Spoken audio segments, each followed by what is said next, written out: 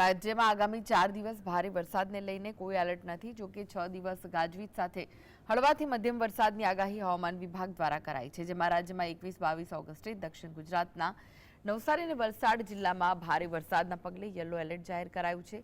આગામી દિવસોમાં બે સિસ્ટમ સક્રિય થવાથી રાજ્યમાં ભારે વરસાદની આગાહી કરાઈ છે, જેમાં અરબ સાગરમાં 20 ઓગસ્ટે સિસ્ટમ સક્રિય થતા ડીપ ડિપ્રેશનમાં ફેરવાતા કર્ણાટક સુધીમાં વરસાદ લાવી શકે છે।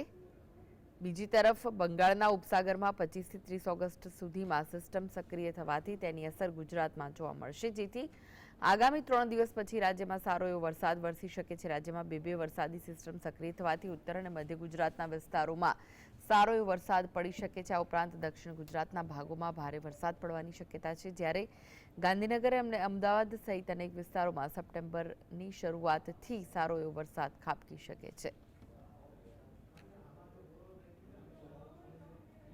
गुजरात स्टेट के सारे डिस्ट्रिक्ट कवर है, जिसमें लाइट और मॉडरेट रेन का पूर्वानुमान है।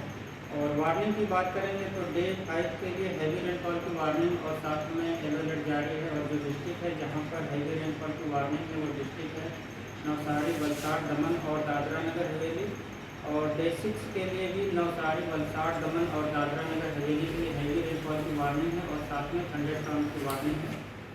और आने वाले 5वें और 6ठे दिन के लिए थंडरस्टॉर्म की वार्निंग है नवसारी, वलसाड़, दमन और दादरा नगर हवेली के लिए। और जो विंड की स्पीड होगी वो 30 से 40 kmph और साथ में जो गस्ती विंड होगी वो 50 kmph के आसपास रहने